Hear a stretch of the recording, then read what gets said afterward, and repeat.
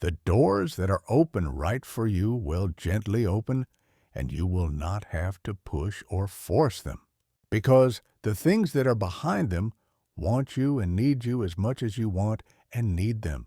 I come from a family with very much joy horses. Both my parents grew up riding horses as kids, and I have some experience horse riding when I was younger as well. I've always believed in the principle that nature has much to teach us about God and life. After all, there are many instances where the Bible instructs to count the stars or go to our altars to pray in order to mature and grow as a person. So, with that in mind, I want to share a few lessons I picked up from watching horses dressage at the horse track for many years. What matters is heart, courage, and confidence, not appearance in dressage. Presentation is very important, the horse and the rider being in sync, the proper step and sequences being completed, etc.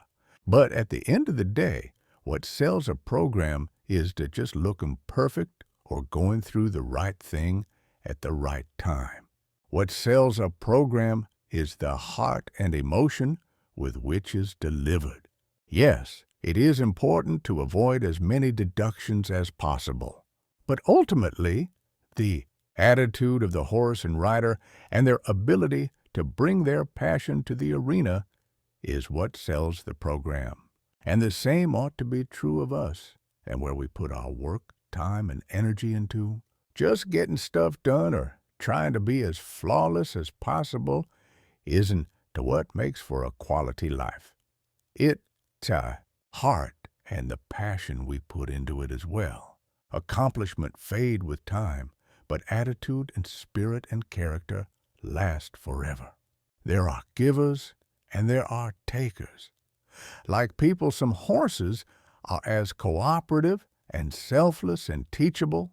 They take more from you than they give, and that can be frustrating at times. The goal of the rider, however, is to work with the horse to mold even the takers into something that is close to a giver as possible. In order to complete at the highest level, you have to channel that stubbornness into something pliable so that you can get the most out of your animal in competition and help them achieve their potential.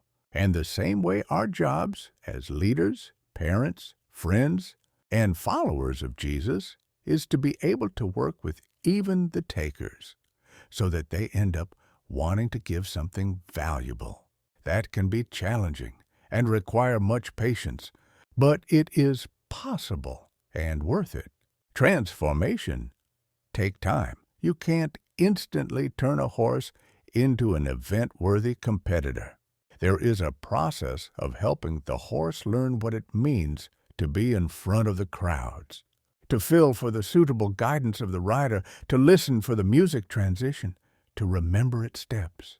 All of that takes a while, and it takes dedication and patience on both part of the horse and the rider to slowly grow into that partnership that can complete for the highest prize in the sport.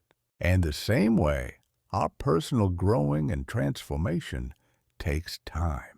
God doesn't expect to turn us into mature Christians overnight, and we shouldn't expect that of ourselves. Learning is a process, and we need to give ourselves grace because that's what He does. Be strong and courageous. Do not be afraid. Do not be discouraged, for the Lord your God will be with you wherever you go. It's the pinnacle of pressure, the moment when everything is on the line. No more second chances. Every matters, every decision carries weight when legends are born and legacies are cemented. And as spectacular were glued to the sun and the night, spiritually speaking, yet God call us to a different posture, strength and courage grounded in His presence. Moses was gone. The leadership mantle was his. Head of him lay enemies, uncertainty, and the enormous responsibility of leading God's people into a new chapter. But God didn't give Joshua a battle plan first. He gave him a promise. I will be with you whenever you go. That's the secret of worshiping God's plan for your life. Faith is not about how strong we are, but how present God is in your life, as people often say that pressure doesn't create character. It reveals it. The same is true in our spiritual lives. When the pressure is on, what revealed fear or faith, panic or prayer? The good news is, even when we're weak, Jesus is strong. Even when we fumble, He is faithful. And even when the scoreboard of life looks like we're losing, we know the ultimate victory is already won because of the cross and the empty tomb. So, whatever you're in a situation, remember this: God is not pacing nervously on the sidelines. He's with you. He's in you. He's fighting for you if it's possible. As far as it depends on you, live at peace with everyone. Do not be overcome by evil, but overcome evil with good. Is better to have a good communication line with God than not to have one at all. We must learn to forgive, since we all say and do the wrong things and sometimes hurt others. Whether it's intentionally or not, let's build trust.